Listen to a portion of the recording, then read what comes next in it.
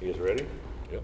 I'm This is a ready. big moment. It's the first First. podcast. inaugural Walker's Cave podcast, and who better than to be sitting next to the boss himself, Carl Allen. And right across from you, you know this man for a long time. I've known who he was for a long time. We haven't really known each other personally, maybe a couple of years now. A couple of years now, yeah. We met down at Flanagan's and Stewart. Yeah, from Buck. Yeah. Everybody knows Buck. Yeah.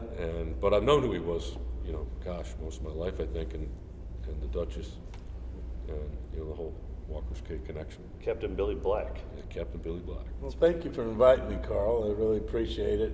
I love the island, as I always have. Been there a long time, just short of 28 years I was there. Wow. When Hurricane Gene came along and tore us up, we had Francis first and then Gene after that.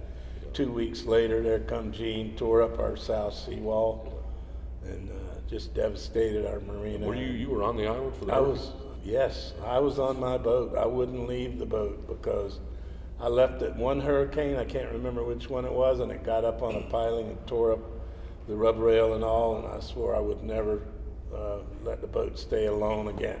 Right. So I didn't. So you were there, and they had the Flanagan's houseboat was there I with watched you, right? the Flanagan's houseboat break loose, and the wind was blowing way over 100 miles an hour, and it got sideways, and I watched it just bang along and bang along, went right up that seaplane ramp. Just almost to the top, right? Almost halfway up. Halfway up. It was a good 100 feet, 150 feet, because the tide water came up in there at least 10, 12 feet above normal. Right.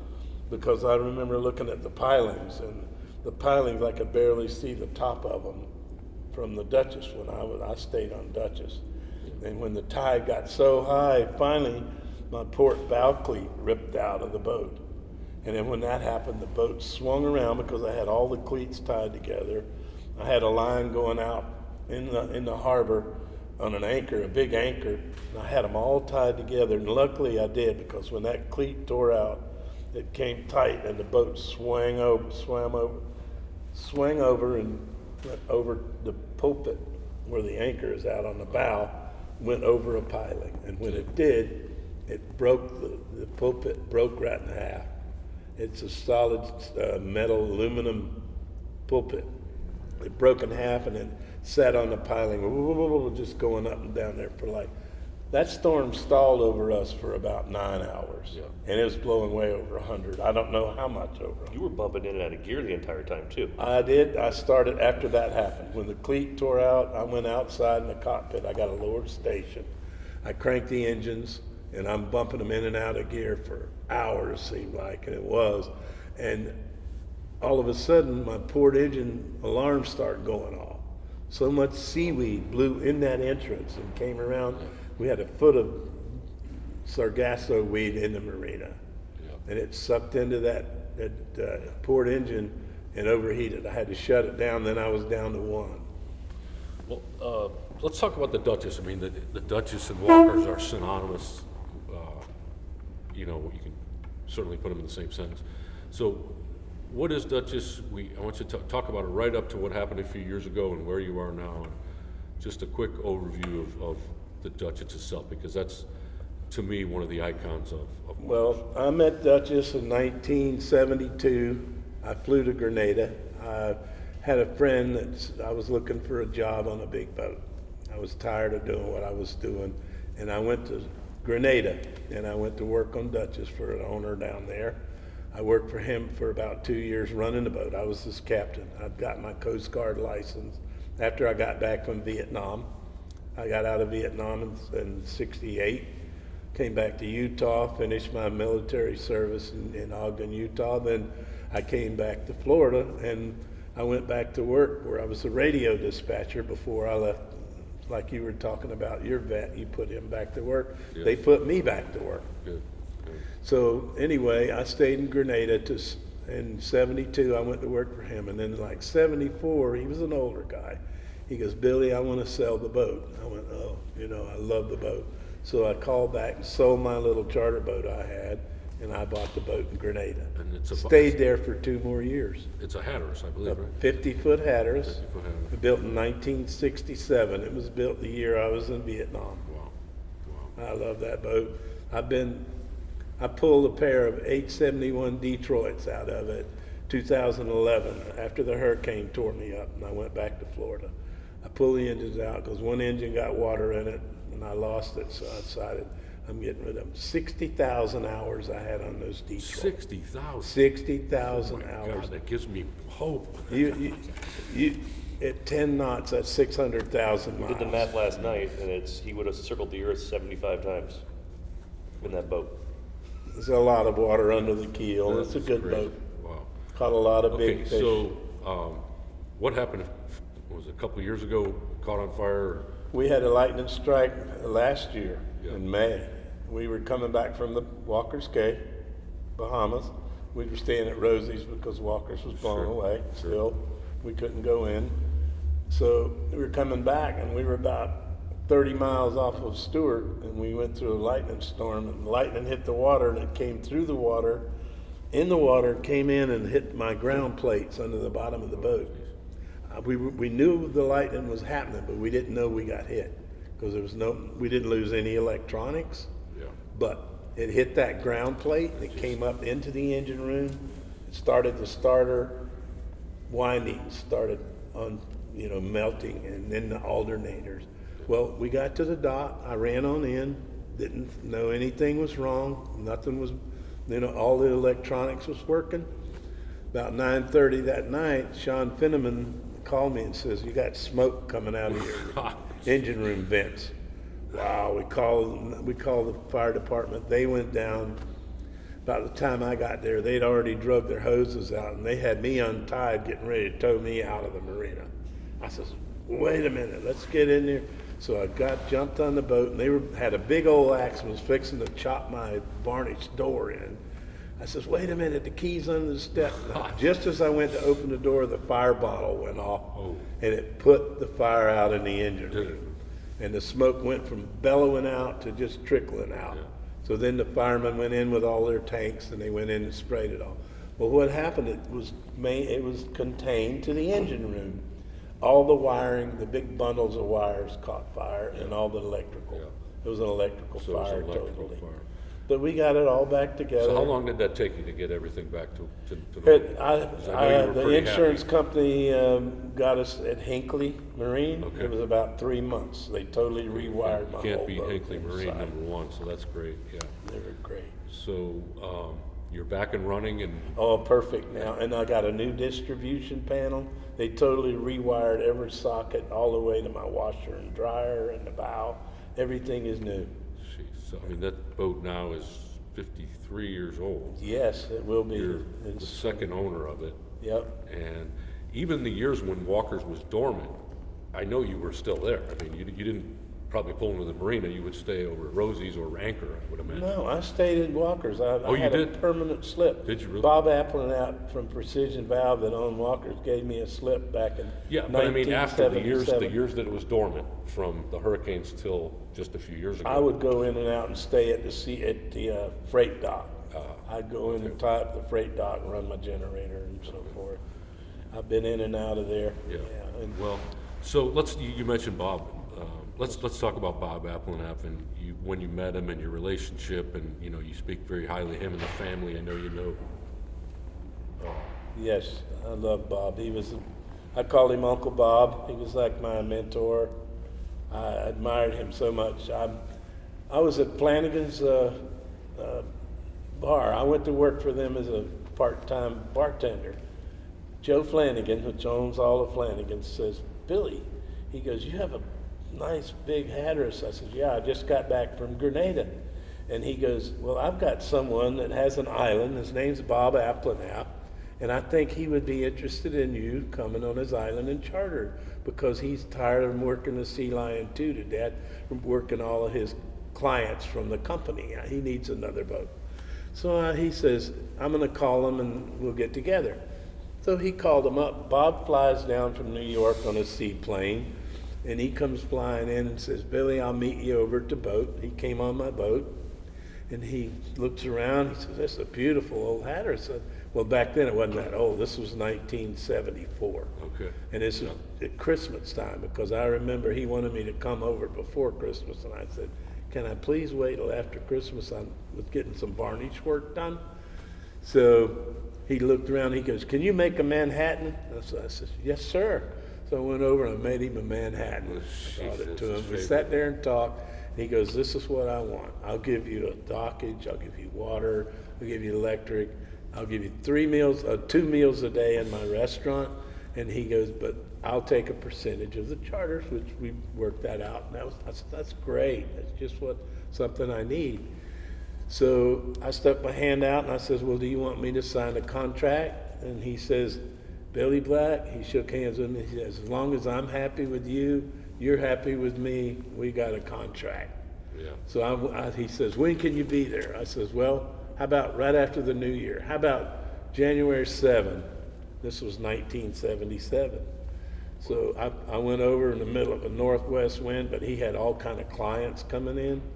So I got there, and the first day I got there, I'm taking people fishing, and I fished for a little under 28 years I was there. Is that right?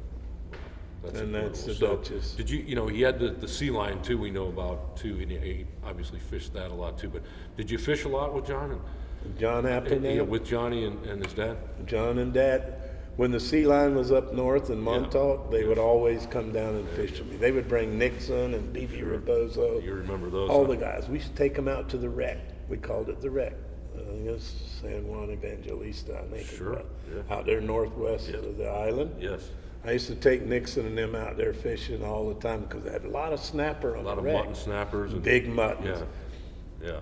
I used to take Nixon and B.B. Rebozo and Bob and all fishing. We'd sit out there and they would drink their Manhattans and sit around and fish. Bob and them loved to fish. These are wonderful memories. I mean, it's the history of Walker's is so important to me, and that's why you're here. And talking about the Duchess, and we're going to have the same deal. I really want to talk to you about a $1 lease agreement and on your slip, and then we'll talk about other stuff. But it's really incredible to have you back part of this because of the history. And one of the biggest compliments I get is because I'm Mr. Allen and he was Mr. Applin. A lot of people call me Mr. A.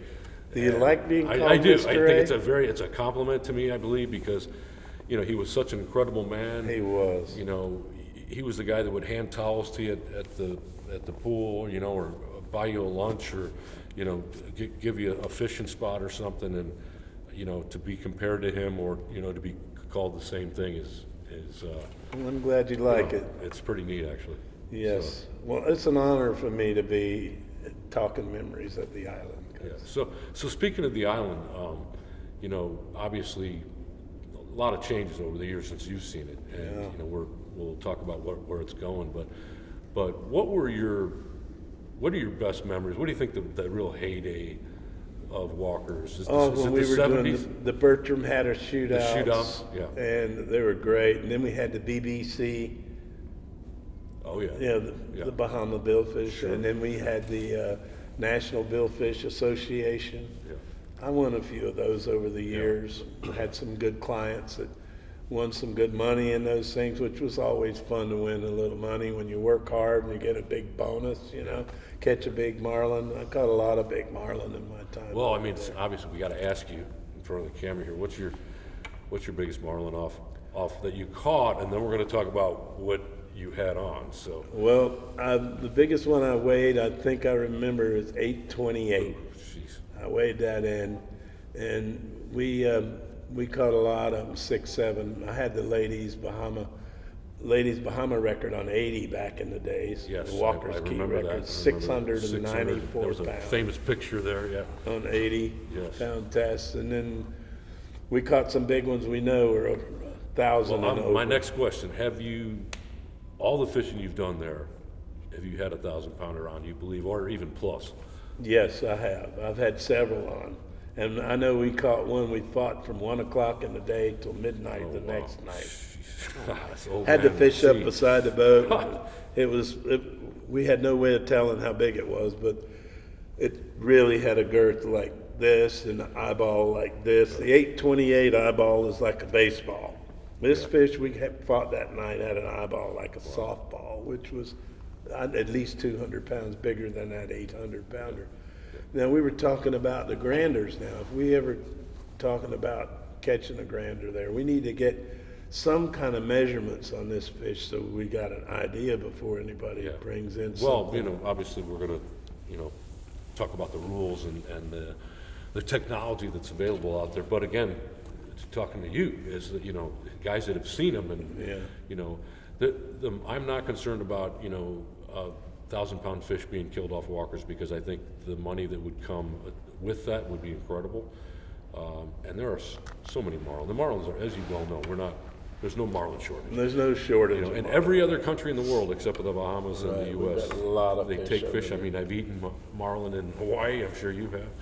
great Down smell. south, I hooked a big fish down off Mystique last year that we estimate was over 700, and all the locals were mad at me that I didn't kill it. You know, and that's, you know, just all around the Caribbean. They love marlin. Oh, they do. So, Billy, I got to ask you while we're on the big fish. So, what's the biggest white marlin you ever caught? I had 125 pounds on 20-pound test. Oh, that's incredible. Yeah, we missed the white marlin world record back then by just a few pounds. Wow. And we did break the ladies' white marlin record Okay, on I do. 16. I do remember that. Yes, we broke it twice in the same day. The first one was 57 pounds on 16, which the original record was like 53 or 4. Yeah. First one we caught was 57 pounds, and we put it in the boat, and then we were trolling back, heading in to weigh it for the IGFA thing, Yeah. and we hooked another one, and it 77 and 3/4 pounds on 16. The ladies' white marlin world record for quite a few years. It What was year is that? broken off. 80s? Well, that was my second wife, Candy, caught that, and it was in like a 1981 or 2. How many wives have we had? What's that? I was going to ask you how many wives you've had, but never mind. Well, I had a few, and you know, being a fisherman and being in the islands, and women can only live on a boat so long. Oh, yeah. And I've lived on the boat for the last 40 years, pretty much. Okay, I'm going to ask you now because my biggest wahoo, which is in my head, I'm hoping I beat you, but what's your biggest wahoo? 124 pounds. I'm telling you. That's Walker's Key. And we had a double hitter there, 113 and 107. Okay, I was going to throw a 92 back at you, but never mind. And then in San Salvador, I had one 118 there with my son Alan down there. Yes. We got some big ones in San Sal, but Walker's that's my biggest one right now. Okay. Tuna? 787 pound stop. bluefin out of Off of Walker's. Walkers. 5 hours and 40 Right off minutes. of Walkers there? Yep, out there in that deep hole, about 3,000 feet of water, Trolling? trolling. Wow.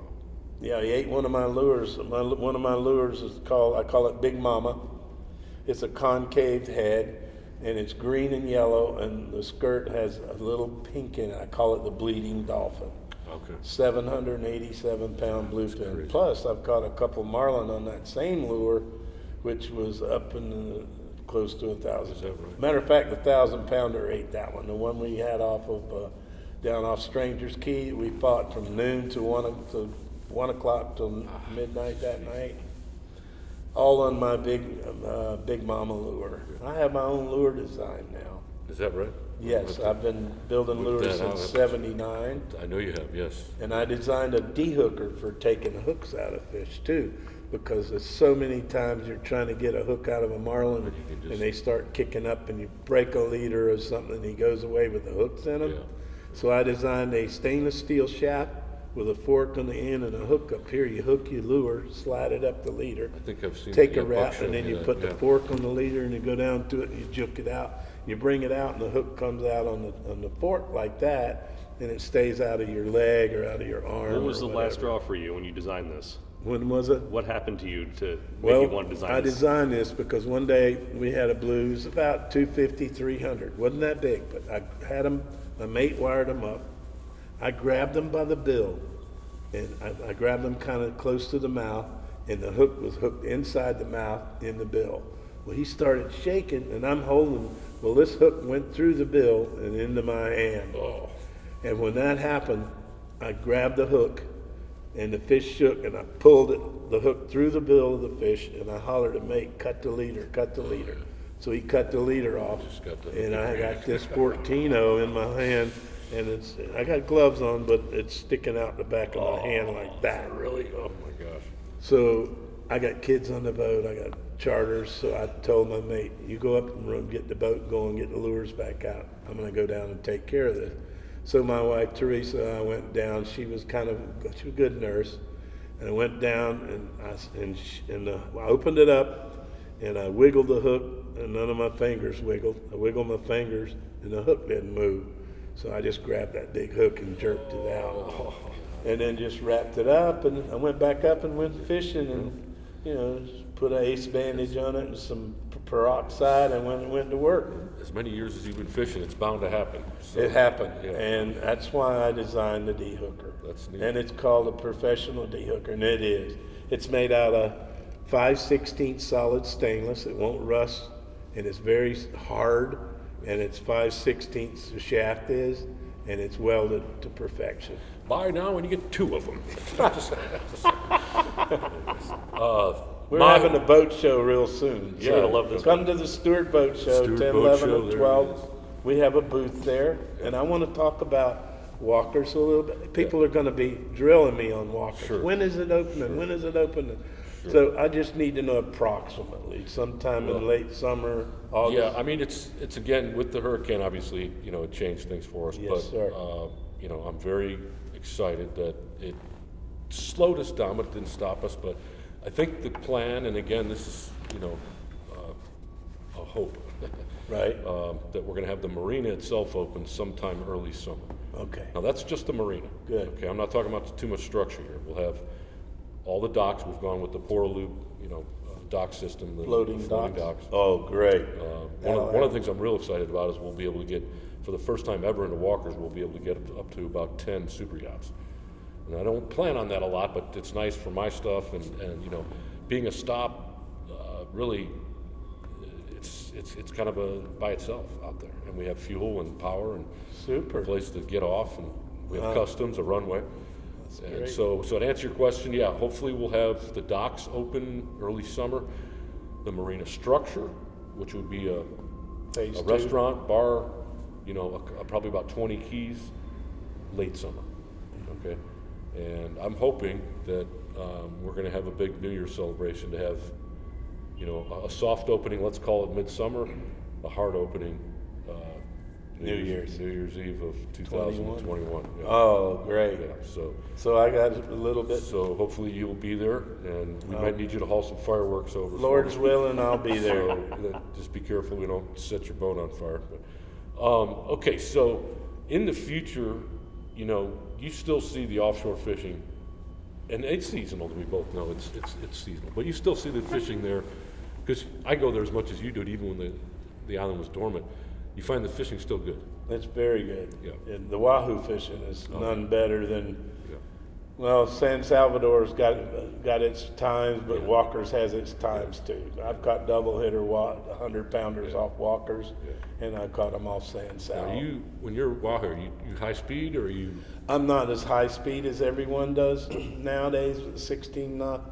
I'm a 10 to 12 knot guy because I run a lot of my lures with wahoo belly strips and tuna strips behind the bait, down deep, and then I run my lures on top. And what's your favorite time of year for wahoo? Oh, Like well, right I'll tell now? you, January, February is just a big fish time. February has always been, I always say the big females come through in February because I caught more 100-pounders at that time. And then you talked about your big tuna. Was that spring? That's in March and April, Right. usually around April.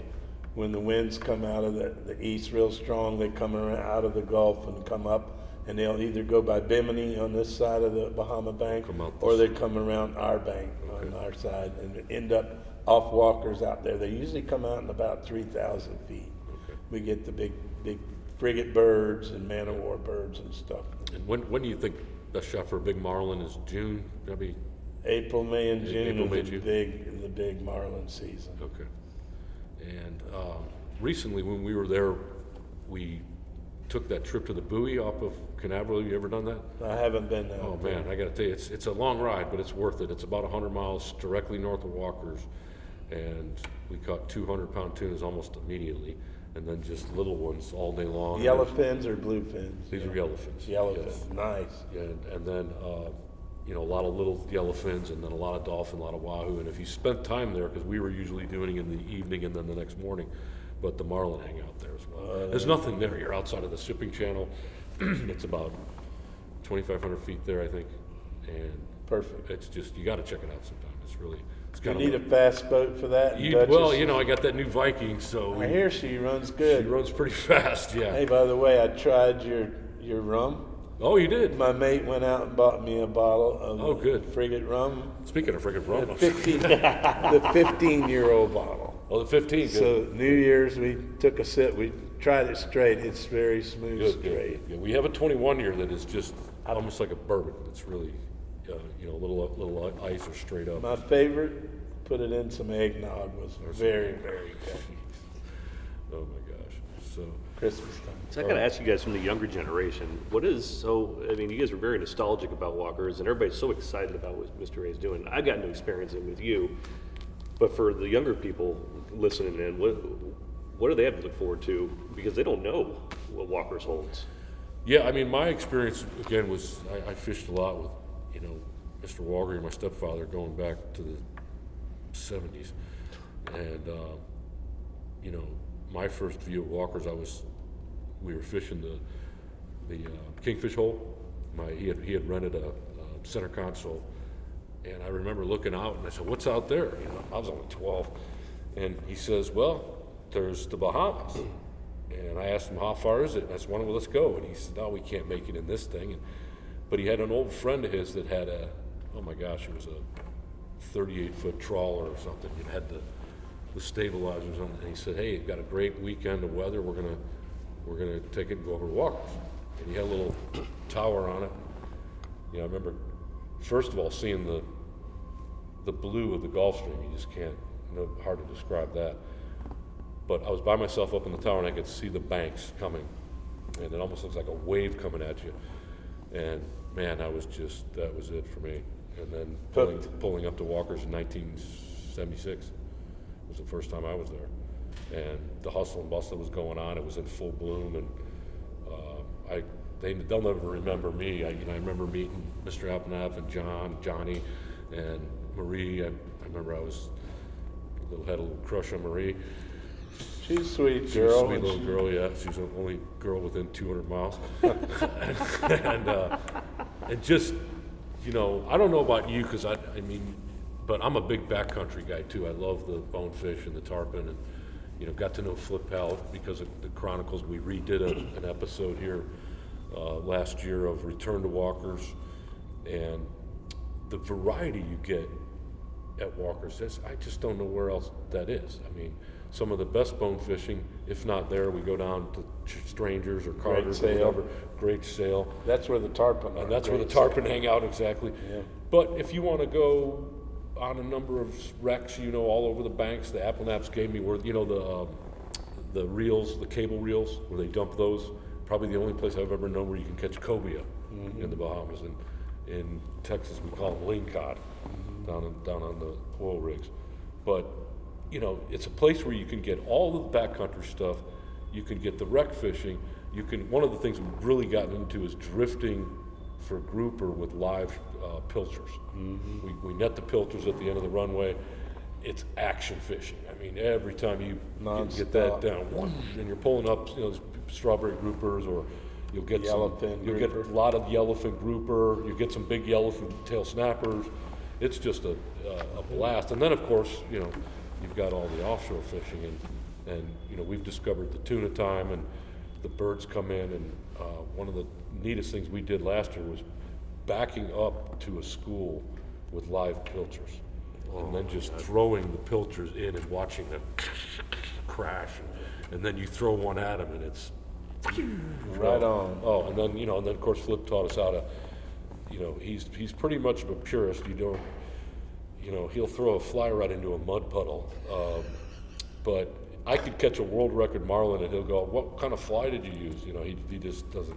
I took fly fishing for marlin and yellowfin tuna.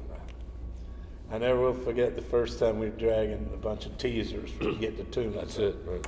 And we had these squids all out here, and Flip's there with his fly rod, and I says, "There's one on the right, flat teaser."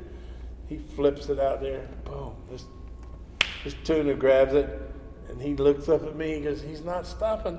It's real, just smoke, man. Oh, well. Pow! And I went, "Flip, you need a bigger reel. Well, You need a bigger reel." it's not about reeling it in, we know that. It's about catching it. But we did it. We had him down last year when we were filming Return to Walkers, and he says, "Carl, come on, I'm gonna teach you how to catch a marlin on a fly rod." And I've caught hundreds of marlins, and I'm ready to put my whole trapeze out there and my teasers and my dredges, everything. And he's like, no, we're gonna drag 2 teasers.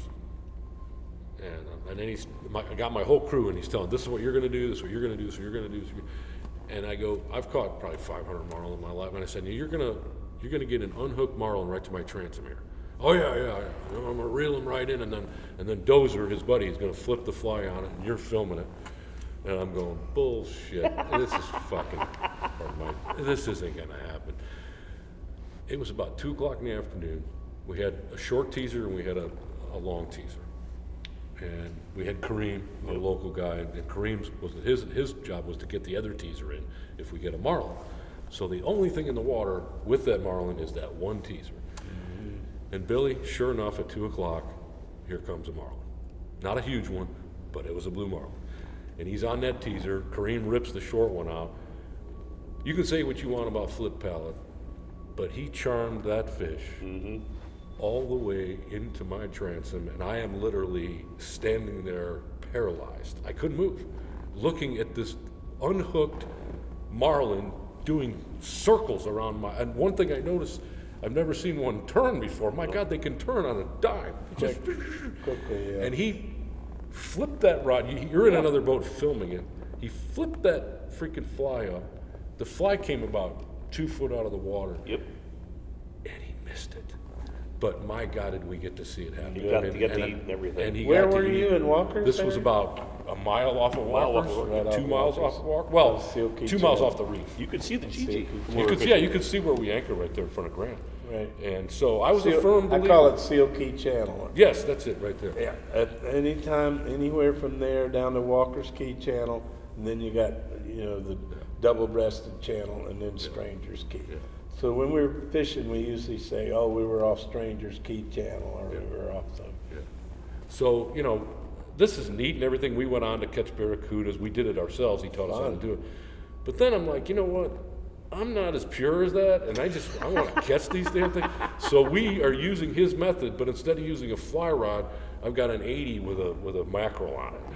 So when next time that gets near the transom, he's going to eat an 80 wide. There you and go. then we'll get, anyways, but that's my flip story. But again, back to the variety you get at Walker's it was really a big part of why, in the end I really decided to do this, because there's nothing like it on the planet. It That's really for is. sure. And you've said this many times, so if you could, before we take a break here, could you just describe in a few sentences your love for Walker's? Well, it's something that grows on you when the people come there and they go fishing, and you take them out and catch them a beautiful fish. And it's something they, first time, never caught a fish, never seen one. And you get them on a fish, they catch a fish, and then it's like, it's a lifetime thing. They remember it forever, and I just love to see people happy, especially kids. Yeah. I mean, not real little kids. I don't like kind of deal with them under 10 or 12 because they don't concentrate. Yeah. But 10, 12 and older is perfect. I love teaching kids to fish. That's good. What I've taken away from Walker's and what I've heard from everybody is that it wasn't just the fishing, it was about the camaraderie, about your experiences hanging out with people at the dock and shaking hands, and captains like yourself spending time with people and cooking out. Well, my stepdad, Mr. Walker, was an amazing fisherman, but he never liked the tournaments. As a matter of fact, we would go and pretend we were in the tournaments, and sometimes we won. And I was like, anyways, I remember, and I'm sure you can elaborate on this, you remember the barbecues going on the dock. at We the end of the always day. had barbecue. You didn't need to bring food. If you were hungry, you just walked down the dock. I mean, people would hand you fish and, conch and Lobster. potatoes, lobster, sausage. I mean, And if we tail hook the blue marlin, we'd bring it in, yeah. fillet it right down to the backbone, Yeah. cook out on all the grills. We'd have marlin steaks there. I've never had marinated. marlin again, ever Oh, like that again. it's- God, that was good. It was good. And then I'd call over to Grand Key and say, hey, I've got the 300-pound marlin that died here. I've got a lot of meat. You guys want it? They'd bring 5-gallon buckets, and I'd cut off chunks and just load their buckets with marlin. We never wasted a thing. Yeah. These fish, every now and then they'll greyhound away and they'll get tail wrapped.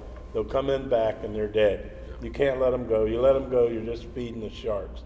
That's the next thing. The sharks. I was going to say, you told me about that last night, all the sharks there. Sharks Unbelievable. have gotten almost like they're not afraid anymore. They've gotten They're not. aggressive too. They hear a boat running. We've had a couple incidents and it's gotten a little a little scary.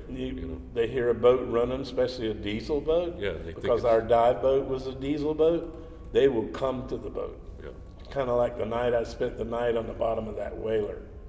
I had some people in the sailboat run up on the Stop reef. there. We're going to take a break before you tell that story. So, okay.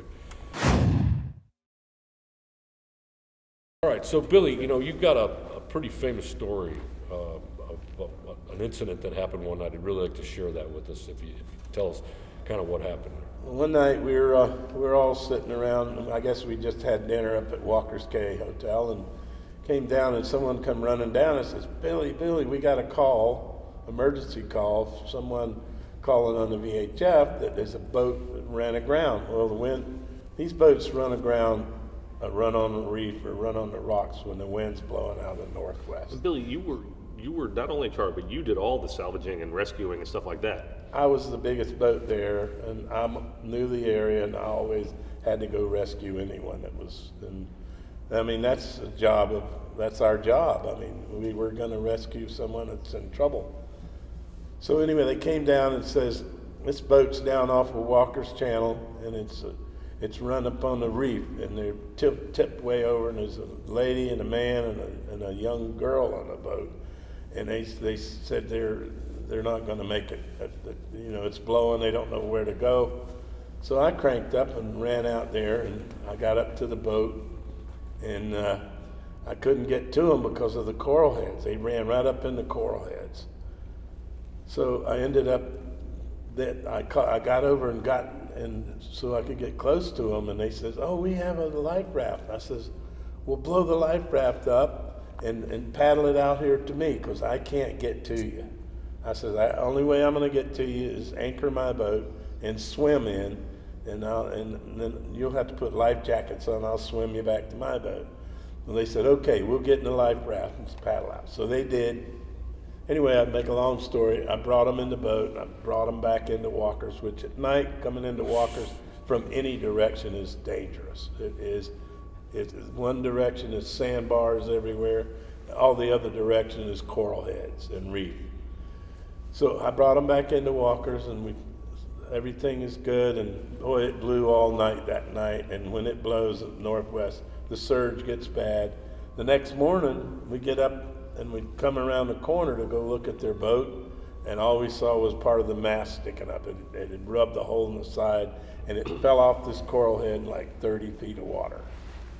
Well, this lady, she comes to me the next morning. "Oh, we got to go on the boat. All my jewelry's there, and all my expensive rugs are there. We've got to get my stuff off the boat." So I says, "All right, let's wait till after the tide changes, and it won't be so rough. I've got a 17-whaler or 15-whaler. We'll just get some tanks, and we'll go out, because it's 30 feet off the rocks." Yeah. They were only about 100 feet off the channel. But the boat bounced around on the rocks and ended up sinking in 30 feet of water.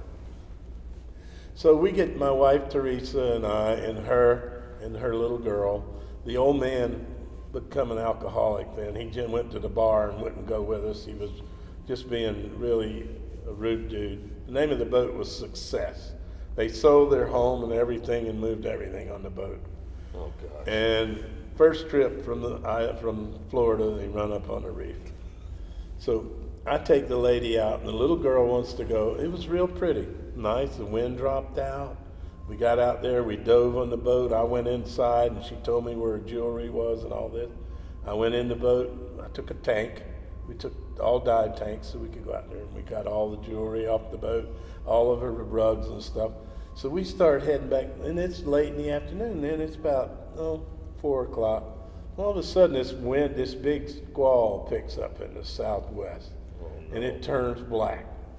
Well, I said, well, we better get going. We were playing around with a bunch of lead that was all over the bottom. I had a couple of ingots of lead I'd put in the boat because I wanted to melt it down it's laying on the bottom. The bottom of the boat beat out, and all the ballast was all over the bottom. So I grabbed 4 or 5 chunks of lead, and we're starting back, and this rain cloud's coming, and all of a sudden my outboard starts sputtering. Well, back those days, we were having trouble with running out of gas and getting down the bottom of the tank, sucking water in at Walker's. We had water in the fuel. So I'm taking the outboard apart, taking the plugs off, pulling, trying to get the water out of the motor. All of a sudden, this squall builds, and it just keeps coming and getting bigger and bigger. Well, I'd anchored when the motor quit. Well, it just kept getting bigger and bigger, and pretty soon it came on us at a 25, 30 knot squall in the channel. When the tide's going out, in or out against the wind, the seas just get really big. In a Boston whaler, you got no freeboard. Well, we came off a wave, and the girls are in front, and I'm back working on the motor, and the waves started breaking in the boat. I went, oh my God. So I got a 5-gallon bucket I always had. So I'm bailing water out of the boat. I couldn't get the engine going. And then it got worse. The seas got closer together, and all of a sudden a wave broke over the boat, and a whaler has all styrofoam in the bottom. And when they're full of water, that styrofoam wants to come to the top. Well, it flipped. All of a sudden, we're in the boat. The girls are there, and I'm here, and I'm bailing water. All of a sudden, this big wave comes, and the boat turned sideways and just flipped upside down. Oh my God. Well, when it did that, I grabbed the little girl. First of all, she was about 9 years old.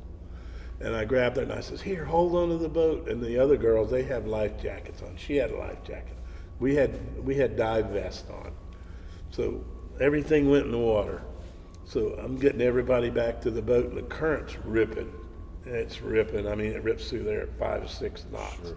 Yeah. So I got the little girl up on the bottom of the boat, got her climb up on the bottom, and I dove down and got some of the carpets that had fell out of the boat. It was about 25 feet of water where we were. So I free dove down, got some carpet, and put them up on the boat, and had everybody climb on the bottom of the boat. And this squall's coming, and it's blowing and raining, and you couldn't see 10 feet. But then all of a sudden I hear a little boat coming. So I grabbed one of my Hawaiian slings, and I brought a towel up. And I've got a towel slinging it like this, hoping somebody would see me. And one of the locals come by in a lobster boat. And they didn't see us. They just kept on going. So then it starts to get dark. It was that time of year, it gets dark about 5:30 or 6. So I get everybody on the bottom of the boat. I says, we're going to be here a while. And then one of the girls says, well, why don't you swim in this and that island and that island? I says, this current is so bad. I'm not leaving you on the boat, never. So it got dark, and I tied all the coolers to the boat, and I tied the dive tanks to the boat. Well, they were going boom, boom, boom, boom as the boat's rocking. The girls, I got up on the bow of the boat, and I'm sitting in the back, and our feet's in the water on the edge of the gunnel, about up past your ankles. And then, Oh, no, thank you. and then this got about 8 o'clock, and I says, wow, they got to be missing me at the dock. Well, my dog Huggy Bear was on Duchess, and he starts barking. So Kevin, one of my neighbors, and Michael Flanagan heard Huggy Bear, and they opened the door, and they seen I wasn't there, and they looked, and they go, God, Billy's boat's gone. He's in trouble. So they take off in their boat coming out, and they got 3 or 4 other boats, and they came out, but they thought I was on the north side of the reef, but I wasn't. I was on the south side of the reef. So they ran out on the north side, they came down, I could see their lights, and I'm whistling and yelling, and it's still blowing pretty good. Well, they circled around for about a half hour and then they went back in. I said, well, that's the rescue party for tonight. We are here for the night, girls. So I took the ropes and tied everybody together in case anybody slipped off into sleep at night and got in the current. They wouldn't go away. I'd have them on a safety line. So I tied all the girls together, and I kept the little girl in my lap on the back of the boat. And I'd hold on to her because I had the ropes tied around us. The two women and me, and the little girl was in the back. Well, about 9 o'clock, my wife Teresa says, Billy, what's that? And I see these streaks coming around the boat. And then they would turn and they'd come back. And I says, oh, it's probably porpoise, you know. Well, I had this Hawaiian sling shaft, which I picked up off the bottom because when we turned over, everything went on the bottom. So I had this shaft, and those were those sharks swimming around. They were swimming right around our boat all night long. Anyhow, the girls kind of panicked, got their feet up out of the water as high as they could up on the sides of the boat. So all night long, I saw those sharks circled us all night. No one bit us. No one came up and bit the boat or any of that, but they were circling all night. So the next morning, we sat there all night. Well, the funniest part about it was cold. Should I tell that part? Yes. It was really cold, and everybody's wrapped in towels and stuff, and I had this little girl sitting in the lap in front of me, and every now and then she would pee, and it would run back and run down the leg, and it felt so good because we were freezing. And that's a true story, man. I mean, it's life. It's survival of the fittest right there. Yeah. Anyhow, we made it through the day, and the next morning the boys were out first light, and they seen us. You guys came over, warm. And Kevin and Michael got in the water with me, and we put a rope underneath the boat, put all our feet on the side, and we flipped the boat over, and they towed me in. I tried that with the girls. I had the motor. I put my feet on the motor, and I had the bottom of the motor, and the girls were pulling on the rope. But we just couldn't break the suction. Yeah. The three of us could not do it, but the two boys and me did. We did. And you've got one more story like that, but it ended up pretty cool for you a while later. Well, there was another outboard ran aground way down off Matinella, 25 miles from Walker's. I got down to them. They called me. It's always 10, 11 o'clock at night. So I take Duchess down, and I couldn't get to them because the coral heads were so thick. They ran it was a glass bottom boat they were taking to Treasure Keep. It was a new thing, they were delivering it, and they ran right up on Matinella Shoal down there, Matinella Reef. So I get to them, and I can't get to them, and they have no dinghy or anything. They are the dinghy. Wow. So only thing I could do was anchor my boat and swim in and bring and get a line to them because I had to tow them off of that reef. He wasn't taking on any water. Right. So I told my mate, I said, you're going to have to swim in and take a rope. I ain't going to swim in this water at night. Bohemian boy, right? Yeah. I ain't swimming this water at night. I says, all right, I'm going to anchor the boat. I'll swim over. So I says, I got an anchor line in my hand. If anything grabs me, you just pull on that anchor line and get me in. I swam over, took my bow line, my anchor line, and swam over and tied it to the back of their boat. Came back to Duchess, tied it on my bow, pulled my anchor and jerked them off the reef. Towed them back in. Once I got them off the reef, I got the lady and the guy in the boat, and I towed their glass bottom boat back to Walker. Well, when I got to the boat, this lady is doing this. You are God. You are definitely God. Thank you, Lord. And she's on her knees because she was so scared. Yeah. So listen, this is a long story. We came back. They were very nice people. We got their outboard going. They left on for Treasure Keep. About a year later, I get a call at the office. You got to call this guy. He called me. I was out fishing. He goes, you got to call him, Mr. John Bloomfield. I says, oh, yeah, the people I rescued on the boat. So I called him up that evening when I got in from fishing. He says, Billy, he goes, I've been really lucky. I've designed a vacuum that runs around and vacuums the house when nobody's there, and I made some money.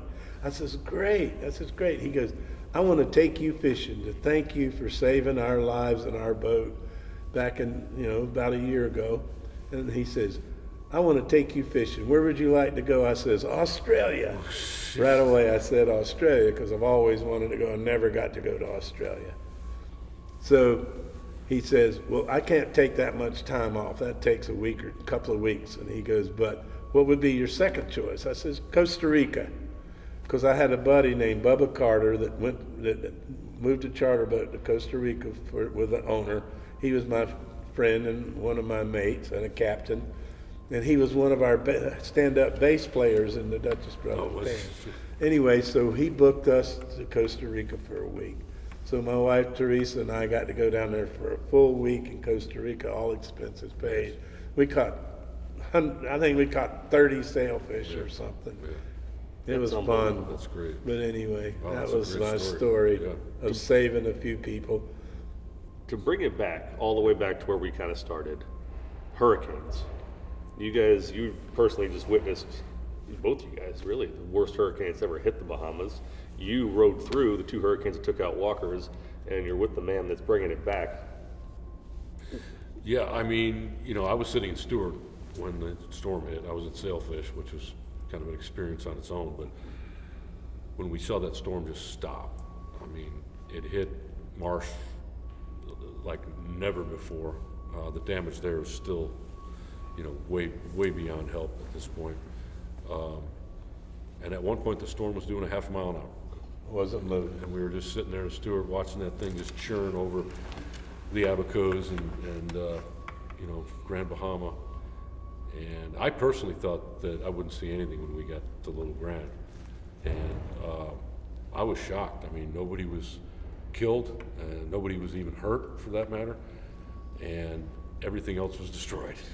They lost, most of the houses had major damage. I think 10 houses completely gone. They lost their power, they lost their water, their docks, the debris that was everywhere.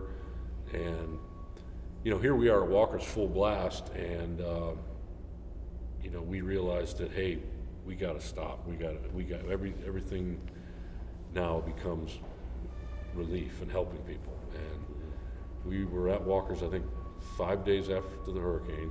I had the Axis and the GG and the frigate all there, loaded to the brim with supplies. And my gosh, they were glad to see us. Those first few days, they didn't think anybody was coming. And then all of a sudden, between our fleet and literally a river of center consoles coming over and bringing stuff, and we really made Little Grand an example of how you really do hurricane relief. Realizing that, look, I'm not going to blame the government. They simply just didn't have the resources. Right. And getting to the outer islands, that's hard. Yes. It's hard to do. And Yeah, it so is. we raised $1 million, which we've pretty much spent. But the big thing was power and water. And we got a group of Florida Power and Light guys that actually came over and did it. And they first came over to assess it. They found out the supplies they need. We got the power up in about 5 weeks, which was just amazing. The water was right after that. They lost their tower, they lost their water tower, they lost the bladder. So we donated, part of the money that was donated, we bought 20,000 gallons worth of blow molded containers, as well as there was a very kind gentleman out of Fort Pierce that donated a backup generator.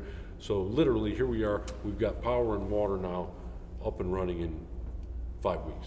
Mm-hmm. And that was just spectacular. The school's now open, which I'm real proud to say.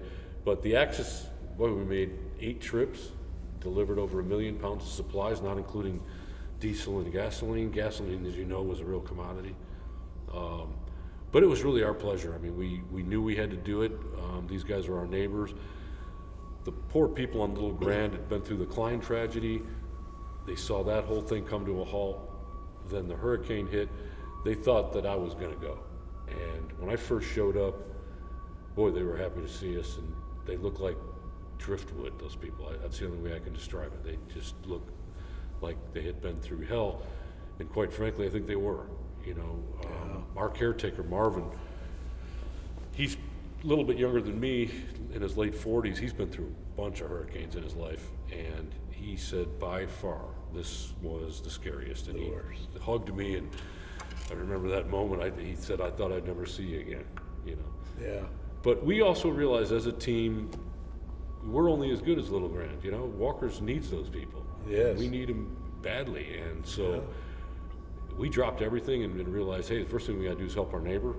And I'm very proud to say that I think the island's cleaner than it was before the hurricane. for sure We were able to put a big workforce together. We had 60 people making $70 a day in cash that worked for almost 2 months. And so there was $100 bills coming on that island that, you know, the economy has They been needed. juiced. They and, really you know, needed. Most of those people, Billy, as you know, would be fishing. And Yeah. the fishing industry just shut down. Well, the water become mud. You Yes. couldn't even see the bottom.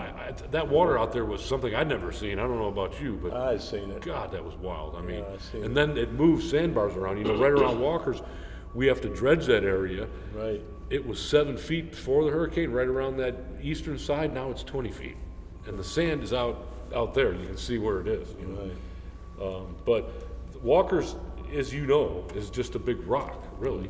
And at the end of the day, we didn't really lose anything because we were just under construction. One of the most amazing things, and it has to be some kind of divine intervention, is the church. We broke a window. Amazing that church been Those through two so wooden many statues areas. of Mary and Jesus that are wooden, Still there. that are not anchored, they didn't even move. They didn't move. There was 200-mile-an-hour gusts going Didn't by. move. And Couldn't they push didn't it over like this. move, you know, and everybody's asking me, oh, where do we go in a hurricane? Where? I go in that church right there. That's where I'm going. I don't know about you guys. But we just had some staff housing was flooded a little bit on the western edge because the water came up about halfway up the runway. But if that would have happened a year from now, which it could, we think that we would have survived because of the structure we're talking about building. Good. And, you know, the marina itself is going to be designed quite a bit different. You know, as you Loading know, docks. a good south wind there is not good because it blows right into the marina. When we're done, I'm building a whole break wall in front of that. So I'm not going to say you should go through another hurricane there, Billy, but you could. Right. So it's going to be a whole different design of the marina that we're going to have a big exit river so the water won't spin in there. And we'll get The back. surge used to be really bad. Yes, Is the that- surge would be You're bad. putting a culvert there going through Putting a where river. We're gonna have a bridge going over. And when Nice. you see the design, there's gonna be like a walkway out there that'll have a fire pit out at the end of it. That's kind of close to the bar. Nice.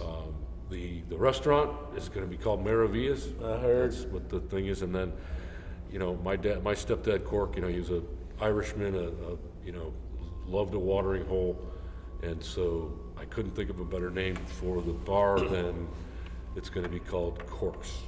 Cork. If you didn't know him very well, he had a nickname. It was called Corky, but he absolutely hated Hated that it. name.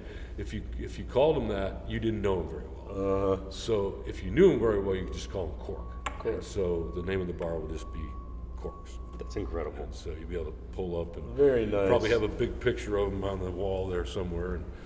And you know, he died a little over 2 years ago now, and he's, you know, probably the main reason. He brought me there at first when I was 12 and got me into fishing that whole time, and I've fished all over the Bahamas. One of my favorite places is Long Island down Clarencetown, Hogs T Reef, you know, Crooked, you know, all that down there, but I always would want to get back to Walker's, you know, and people would say, oh, we just check in through customs, we're going to go to the Abacos. And I was like, why would anybody want to leave? I mean, that's my dad and my brothers and sisters are all, let's go, we want to keep going. I'm like, you guys pick me up on the way back. I'm fine here. I love Walkers. I've been all the way to San Salvador, Great Inagua.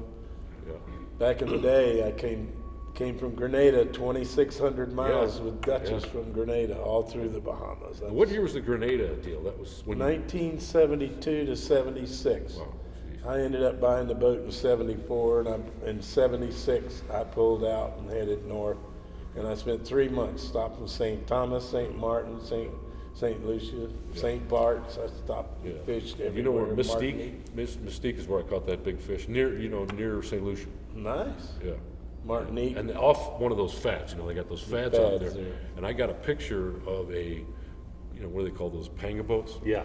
This panga boat knew I had him on there, and he's circling me the whole time, wanting me to kill the damn thing.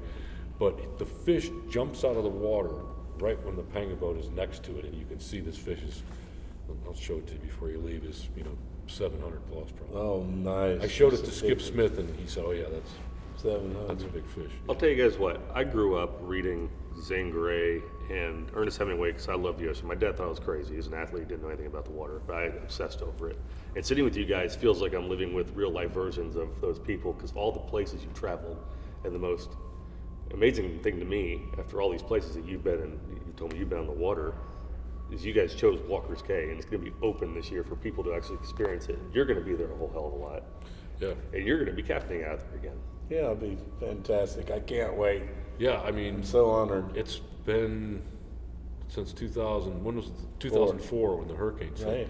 And for the last, we closed on it a year ago, April, and I was going there, just walking the island for many, many years. Just watching it in its dormancy, and just to see the activity that's going on. I get updated on a lot, and seeing the marina coming together. I can't think of anything that I would rather be doing in my life than bringing back Walker's Cay. Oh, we're so proud of you to do that. Everybody thinks the world of you. They really do. Well, you got a huge following yourself. I saw you posted from the hotel this morning. Yeah. And some awesome comments that were listed there, and, Yeah. and I really wanted to say some of those guys were terrific, and saying I couldn't pick a better person to talk about what we're talking about today. And this is a true Walker's Cay legend here, sitting with us. That he named off all those big fish that he caught and the stories that you have. Between you and Mike Flanagan and a couple of Johnny Applenap, putting all these stories together, the history, it's just as important to me as the future. It really is. I mean, I have such good memories of going there and seeing it and witnessing it and wanting to stay there. And boy, I've got this vision of that first tournament we're going to have, that going to be probably an invitational only because everybody wants to come. But, Right. but to have the Duchess, and the Sea Lion on the comeback. My friend Jeff Frank is working hard on getting that sea Yes, line and we finished. know Jeff, and that's going to be, to have the two of you guys there is so important to us. So we can't wait for It's that. important to me too. Yeah, I mean, you guys, so many memories there that, I'd like to say they're just starting, and we're going to create a whole bunch of new ones. Bunch of new ones. Oh yeah. Everybody's, all they can think of is memories. It's going to be great. The Yeah. fishing's fantastic, and I know the tournaments are going to do well.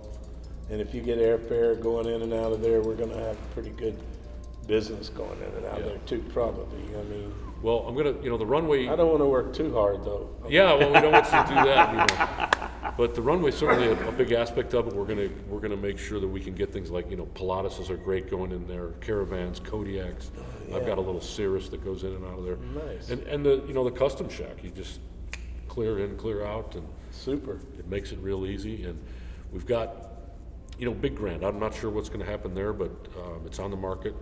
Are you thinking about it all? I've been looking at it. I'm actually thinking, it's something that Johnny Morse ought to look at. 'Cause they Johnny have those, Morse. Yeah. those Bass Pro Shop destination getaways. And, That was such a sad thing that happened there with that helicopter crash. oh yeah. I mean, I I really. was there the night before. Oh, really? The next morning I heard about it. I left and went to Guanakee, and it crashed the next morning, or See, in the middle of the night that night. I was going to meet him 2 weeks before he died, after he died, and we had a meeting set up to talk about the whole region, to talk about all these neat things we were going to do for Little Grand, and it was tragic. I mean, and Yeah. he lost.